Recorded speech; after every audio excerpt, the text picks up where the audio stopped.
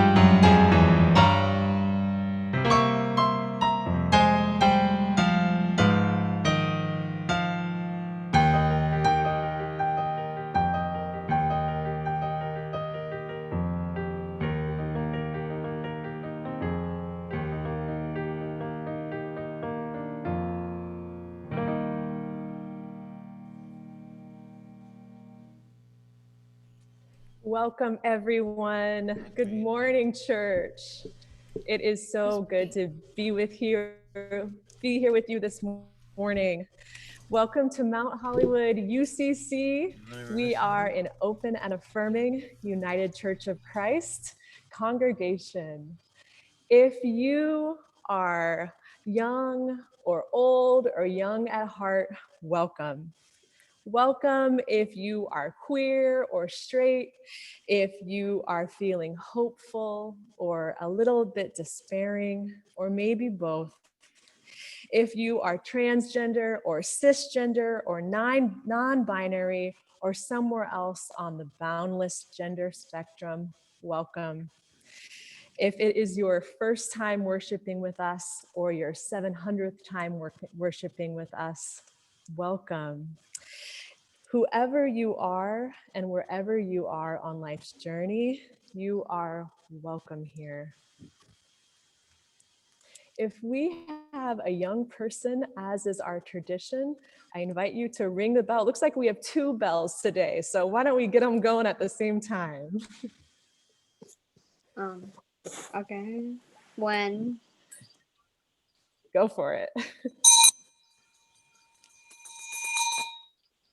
Beautiful. Good morning, everybody. Nice to see you all this morning. Good morning. On this beautiful morning, which actually feels pretty autumnal. It's so nice. It's really, really nice. Anyway, I am just wanting to ask if there's anybody present this morning who has an announcement they'd like to share with the congregation. Any announcements? I have a quick announcement I forgot to share in my excitement. If you are worshiping with us for the first time, we invite you to just put in the chat, introduce yourself, let us know where you're from so that we can officially welcome you. And then my second announcement is we are having our second community group tonight in the garden, socially distanced, and we have a little bit of extra room. So if anyone is feeling called to come be with one another, BYO, food, beverage. It's at 4 o'clock in the garden today, and we welcome you. Thank you, Ashley. Thanks. Radha? Oh, hi, good morning, everyone. I was just going to share that there's going to be a voting center at the Music Center next week at the Dorothy Chandler Pavilion. So, Thank you. That would be a very cool place to vote. yes. That's good. Thank you, Radha. David? Oh, I just wanted to mention that we had a prayer vigil yesterday in the garden. It was a wonderful thing. It was a very heartfelt thing. We had around 10 folks show up, and it was just, it was a good place to be to observe a prayer vigil for Black Lives Matter. Thank you. Thanks, David. And are those going to be weekly or? No, quarterly. No? Pardon me? Quarterly. Oh, quarterly. Okay, great. Thank you very much, Dave and Frankie.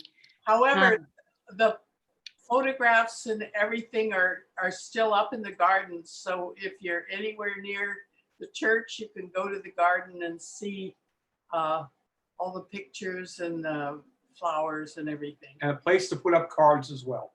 Is the garden locked or can we go in? There's A lock. Go ahead, Dan. there's a lock with a combination 9027. Shh. Shh. 9027. They're all church members. They can go. Okay, just checking. Mum's the word. Thank you. Other announcements? Leslie. Good morning. Good morning. I was looking for a green tip this week, and I happened to be looking at a book of poetry. I don't know if you can see it there. These poems are by Mary Oliver, and I found one called Meadowlark that just called out to me. Has anyone seen Meadowlark? I've been looking for probably 40 years now, unsuccessfully. He used to live in the field. I crossed many a morning heading to the woods, truant again from school. There were no meadowlarks in the school, which was good enough for me, a reason for me not to want to be there. But now it's more serious. There is no field, neither have the woods survived. So where is Meadowlark? If anyone has seen him, please, would you let me know post haste? I forgot. Thank you. Thanks, Leslie. That's a great poem. Love Mary Oliver. David? Let me unmute here. I see someone from San Marino visiting us. Yes, welcome. Let's see. Pastor Donald Shank, welcome. That's me. Hi, Nice everybody. to have you here. Good morning. Thank you so much. Yes, my partner Eric often worships with you, so I wanted to worship with you for a Sunday. I just finished a chaplaincy program, so I can actually do some things on Sundays again. Oh, that's great. That's Yes. great. Nice to be with you. Thanks for joining us today. Absolutely. Thank you. I have an announcement. I wanted to let everybody know that on Sunday, November 15th, we are going to have what we're calling Youth Sunday.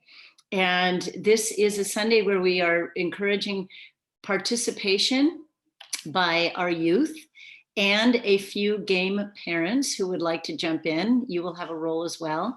And we're hoping that our Mount Hollywood youth will step up with music, poetry, visual arts, videos, instruments. We're very open. It's kind of taking shape right now. So kids who are here, Jimena and Campbell, start thinking about what you might want to do that Sunday to share with the church. And we'll have a bigger conversation about it. And for any of our Mount Hollywood youth who aren't here right now, by youth, I mean like into their, early 20s. If you're here, but your kid's not here, maybe you can share that and they can start brainstorming if they would like to participate on November 15th. We're formalizing a theme and a program for that day that should be inspiring. Any other announcements before we start with the gathering prayer? Okay, thank you, everybody. The gathering prayer is titled Enfleshed.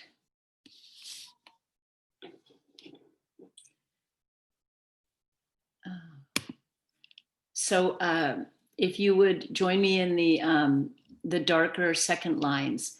Through prayer and practice, we pursue what is just, what is true, what is kind. With each new day, we hope for love to lead us. With discernment, we wade bravely into the struggles of life together. We yearn for wisdom that satisfies. Persistently, faithfully, relentlessly, we keep our gaze set upon righteousness. Determined in hope, may the holy be our firm foundation. Beloved one, in the midst of worrisome and troubled days, we seek refuge in your presence. In your care, we find a place to tend our fears and air our grief, to hold our anger and to renew our passion for collective good. Draw us near to you, O God, and meet us as we are with your restorative love. Amen. By enfleshed. May the peace of Christ be with you. Let us share the sign of peace with one another, those in our homes and those on our virtual church screen. We invite you to unmute yourself and share the peace. Peace, guys. Peace, everybody. Peace, everybody. Peace, everybody. Peace to you. Peace. Peace. Help us. Peace. Peace.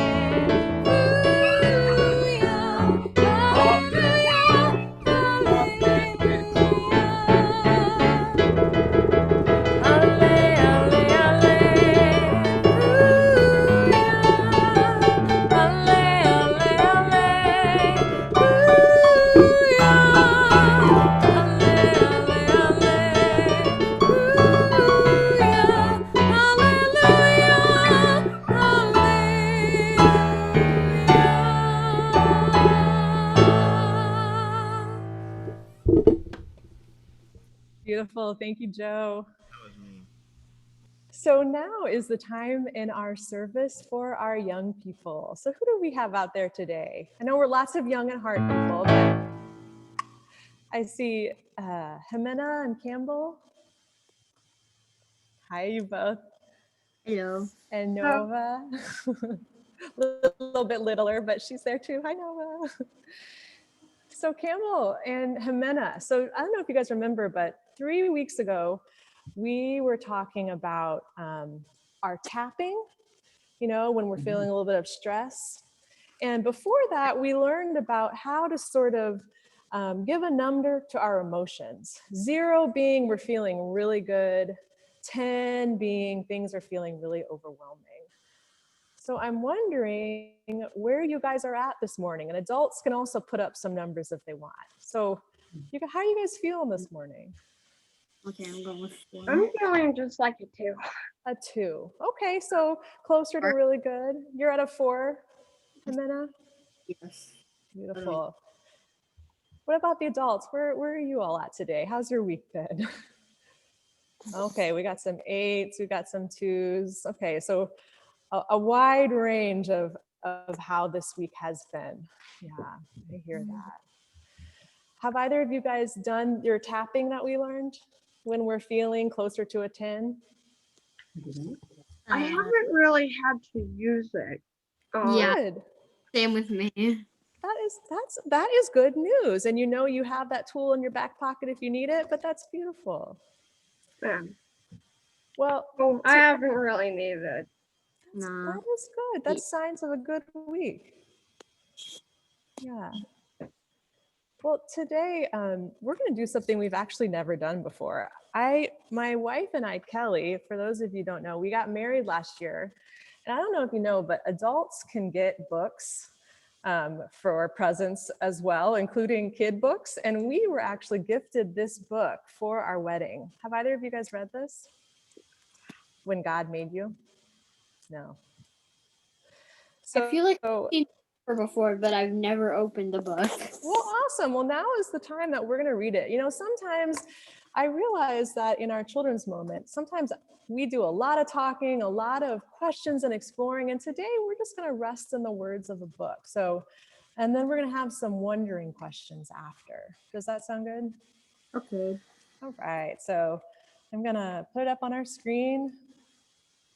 This is one of my favorite books, and adults, I think you'll enjoy this as well. Just a second. All right.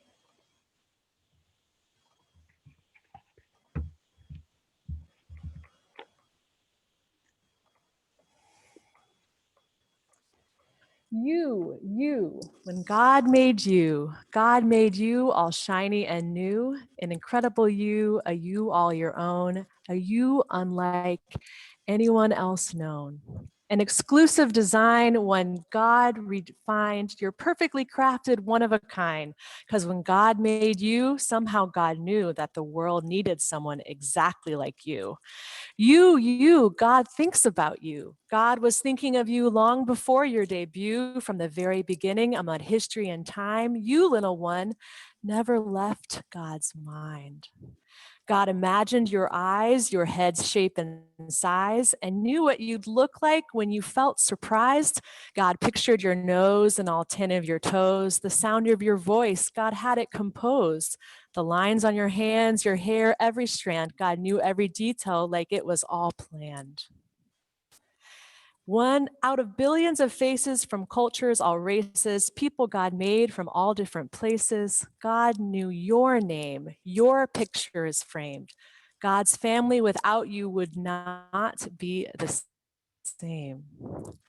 Because when God made you, this much is true, the world got to meet who God already knew. You, when God sees you, God delights in what is and sees only what's true, that you, yes, you, in all of your glory, bring color and rhythm and rhyme to God's story. So be you, fully you, a show-stopping review. Live your life in full color every every tint, every hue. Discover, explore how faith but love more, and learn and relearn that God made for. Use your talents and passions, those gifts that God fashioned. Think up ideas and then put them to action. Because God loves you, creating your true self displaying. When light on the inside through art is portraying. When you make believe, the stories conceived, the heroics, the magic, those tricks up your sleeve. When you dance alone, spinning like a cyclone, bring whoever, whatever in a world all your own. God smiles, and here's why. In the spark of your eye, a familiar reflection shines bright from inside. Because when God made you and the world oohed and awed, in heaven they called you an image of God. You, when God dreams about you, God dreams about all that is in you will be true. That you, God's you, will be hopeful and kind, a giver who lives with all heart, soul, and mind. A dreamer who dreams in big and small themes, one who keeps dreaming in journeys upstream. A mover, a shaker, a lover of nature. A builder of bridges, you, the peacemaker. A you who views others as sisters and brothers and lives by 3 words, love one another. A confident you, strong and brave too. You being you is God's dream coming true, because when God made you, all of heaven was beaming. Over you, God was smiling and already dreaming. And so this is one of my favorite books, and I have some wondering questions for us just to think about. You guys want to talk about them, beautiful, but also you can just wonder with me. So I wonder what it means when God says, I'm an image of God.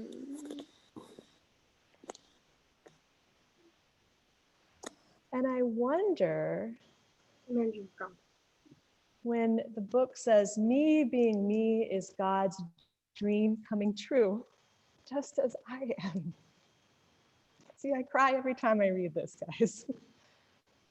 And I wonder what God thinks of me right now.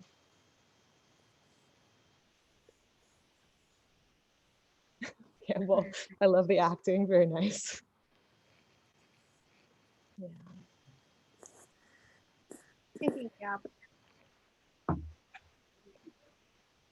Do you all have any wonderings, or should we end in a prayer? No. I don't know. We can just take it in and sit with it. Should we do a prayer, everyone? A thank you prayer? You guys have someone to link up with? Yes. All right. All right, dear God, thank you for making me exactly me. And help me remember that I am beautiful and you delight in me. Amen. Amen.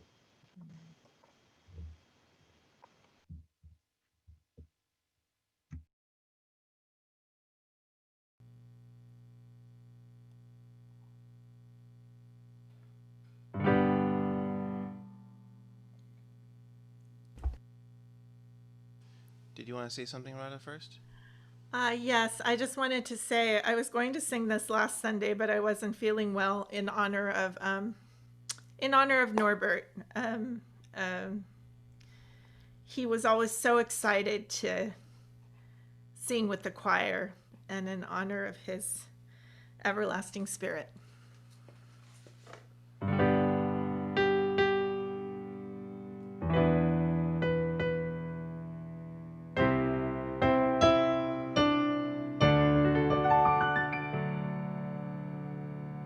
Steal away, steal away, steal away to Jesus.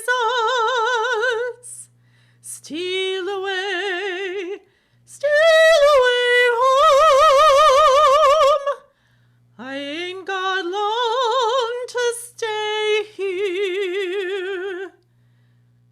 steal away, steal away, steal away to Jesus.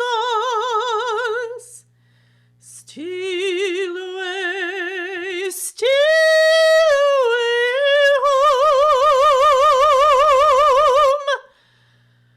I ain't got long to stay here. My Lord, he calls me by the thunder. The trumpet sounds within my soul.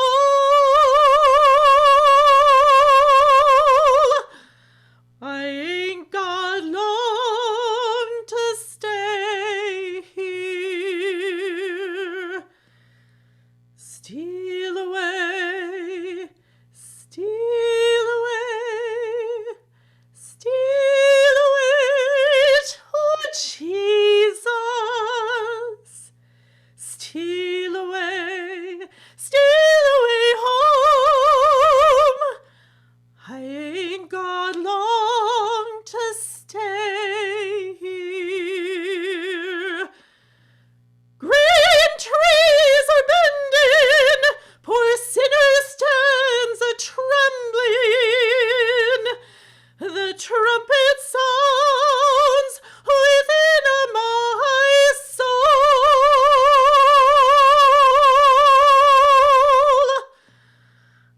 I ain't got long to stay here.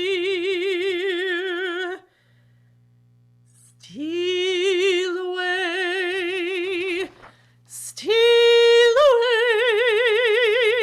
steal away to Jesus. Steal away home. I ain't got long to stay here. Steal away, steal away, steal away to Jesus. Steal away, steal away home.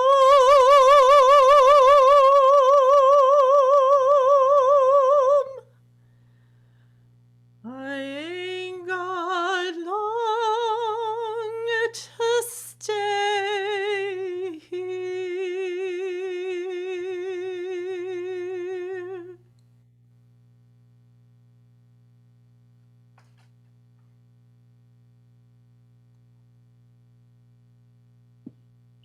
Thank you, Radha.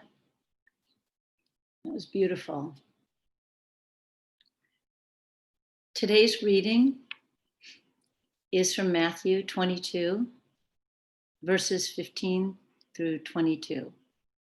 Then the Pharisees went and plotted to entrap him in what he said. So they sent their disciples to him, along with the Herodians, saying, "Teacher, we know that you are sincere and teach the way of God in accordance with truth and show deference to no one, for you do not regard people with partiality. Tell us then what you think.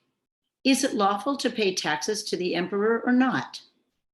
But Jesus, aware of their malice, said, "Why are you putting me to the test, you hypocrites? Show me the coin used for the tax." And they brought him a denarius.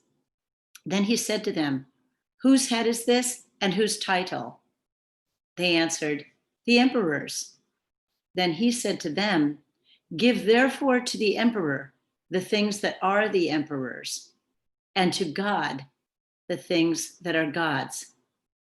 When they heard this, they were amazed, and they left him and went away. Amen.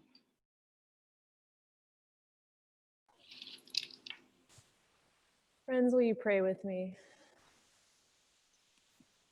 May the words that come from my mouth and the meditations from all of our hearts be acceptable to you, O God, our strength and our Redeemer. Amen.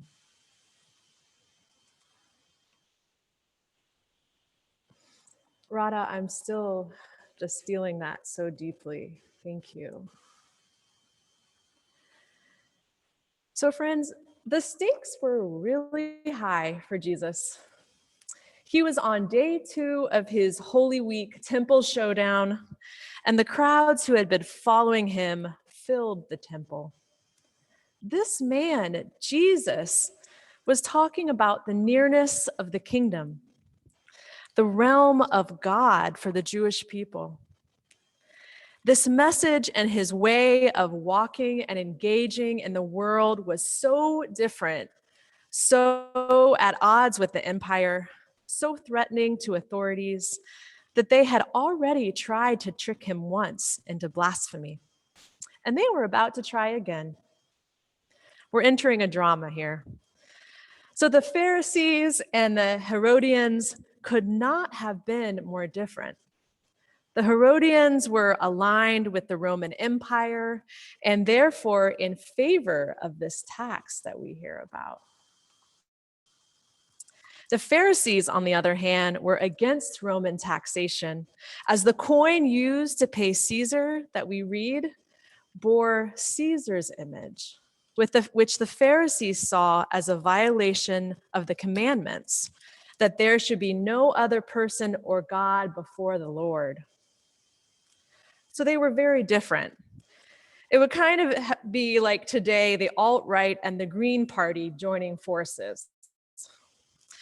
But the differences between the Pharisees and the Herodians did not matter when it came to Jesus, because opposition to Jesus was one thing they could agree on because of all the trouble that he was creating. And so they asked Jesus, is it lawful to pay taxes to the emperor or not? Is it lawful? You see, they're trying to trick Jesus, because if he says yes, it is lawful, the Pharisees and the crowd will be greatly offended, as it infers allegiance to the empire. But then on the other hand, if he says no, it's unlawful to pay taxes, he will offend the Herodians and an extension the Roman government, and he will be reported to the authorities. And he was already in deep water, friends. So Jesus is really between a rock and a hard place. Some of us might feel the same right now. The hard questions have been plentiful in this time, haven't they? I know that I have struggled with the full gamut of questions, from perhaps the petty and privileged to the profound. Do I go over to a friend's house and sit in her backyard again? It's not a necessary activity, but honestly necessary for my emotional and spiritual health, because I feel like I'm going to tear my hair out from loneliness if I don't get out of this house. Do I vote yes on a measure that I know is not the solution? Or do I vote trusting that there will be a better answer in the future? Do we send our children to school so we can work and provide, or do we do study pods? Do we visit our older parents who are at risk? How do we share more of our resources while battling our fear in this uncertain time? How do we continue to move to collective healing and caretaking of one another when we struggle with little tasks and getting out of bed in the morning?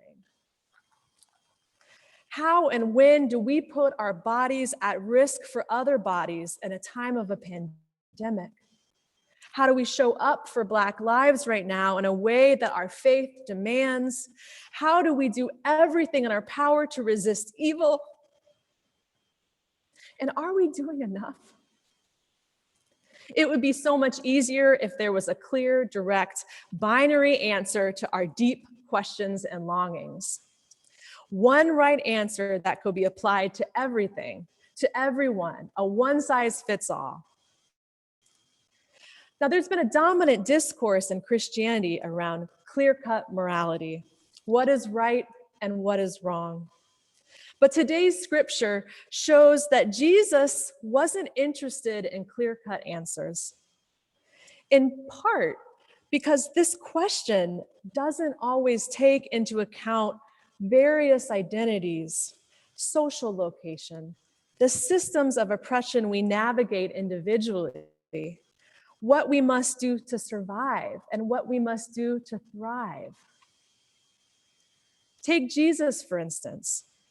In reply to the question of, is it lawful? He asks them to show him a coin. Jesus doesn't even have a coin to his name, a product of his own circumstances.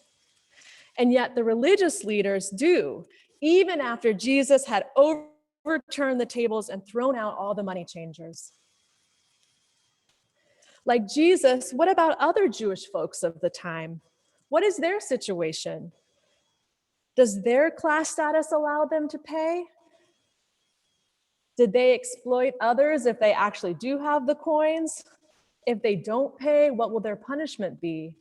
Do they have the luxury of not paying? It's not always the same for every person, and sometimes what is lawful is not just merciful or life-giving. The one who is currently president contributed an income tax payment of $750 in 2016 and 17.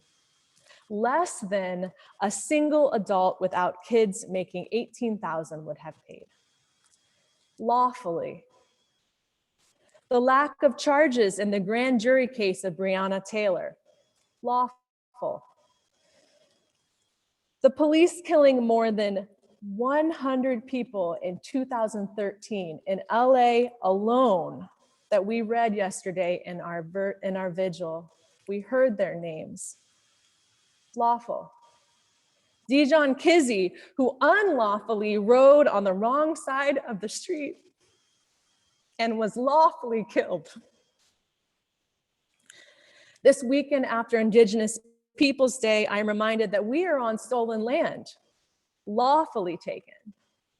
And just because something is unlawful does not make it wrong, always. Parents who risk the long journeys to come to the US and cross illegally. Jesus continually questions systems, unsettling the norms that keep things as they are. And you know what? He broke some laws in his time too. Give therefore to the emperor the things that are the emperor's, and to God the things that are God's. Or in the King James translation that many of us have probably heard, render therefore to Caesar the things that are Caesar's, and to God the things that are God's. Like Jesus insinuates by not saying yes or no to this question, there is not one cookie cutter answer to what is lawful.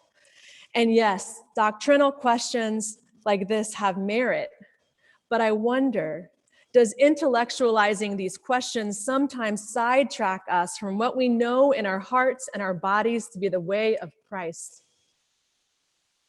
Debating what is lawful is a privilege, especially when others are experiencing the devastating impacts of our systems right now. Jesus refuses to debate. He opts out of the questions because he understands our human struggle and the complexities of being alive and surviving, guiding us through not by clear answers, but by non-judgmental care, presence, and compassion. He understands that the kingdom of God is more expansive than the narrowness of the powers that be. And he is with us here today. So friends, let us not lose our focus in all the questions, lose our focus on creating the kingdom right here and now. May Jesus motivate us, inspire us as we do the work of resisting evil and the work of working towards collective freedom. Amen.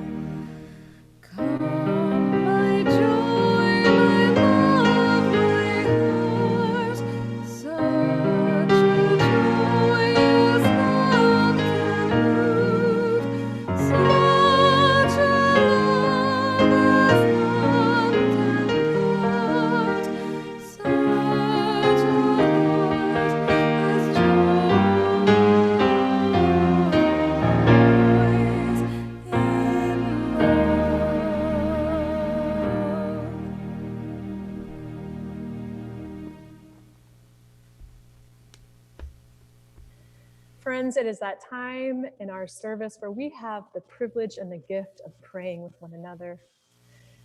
It's one of the most important parts of a community of faith. So friends, what are your joys, your discoveries, the things that you're holding and grieving? I invite you on earth as it is in heaven. Give us this day our daily bread, and forgive our debts as we forgive our debtors. And lead us not into temptation, but deliver us from evil. For thine is the kingdom and the power and the glory forever. Amen. Amen.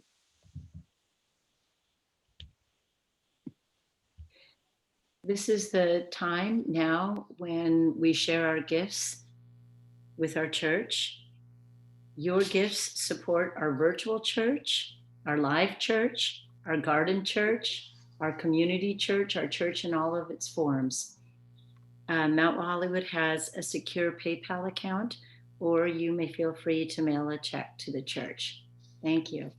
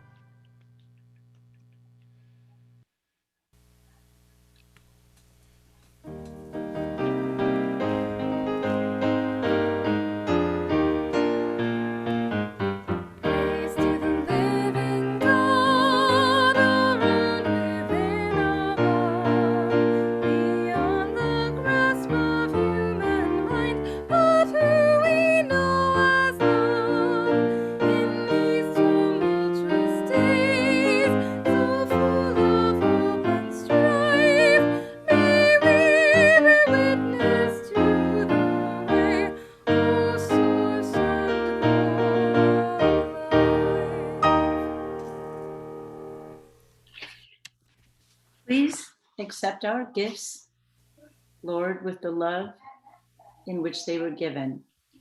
I'm going to just take this chance to squeeze something else in here. Ashley, I'm plagiarizing from the prayers that you've been including in the weekly bulletin, the daily prayers, which are so wonderful.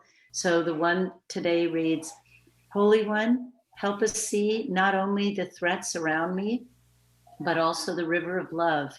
Nourish us with your word, gladden our hearts with the movement of your spirit, and comfort us with your presence. We pray this while trusting in the power of the risen Christ, who is always with us. Amen.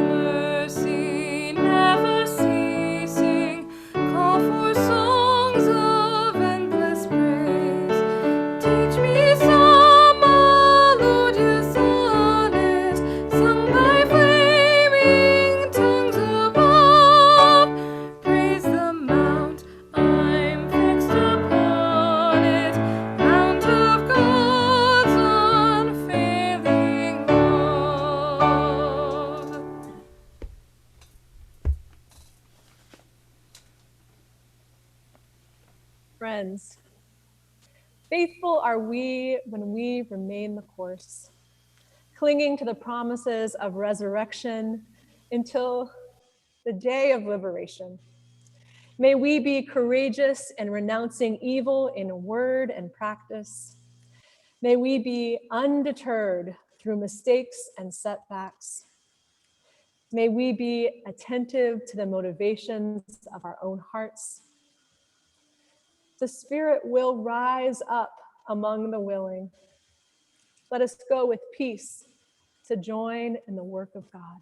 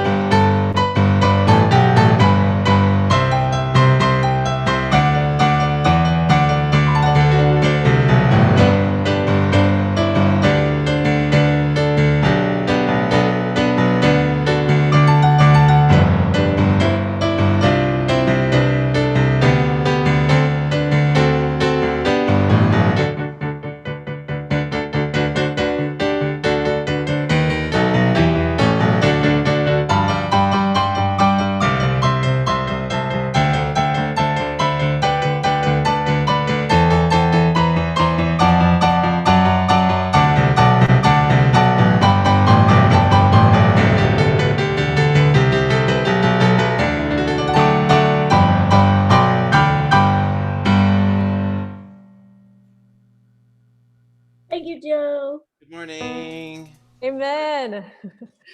Well, we invite you to stay for our virtual coffee hour if you feel so called.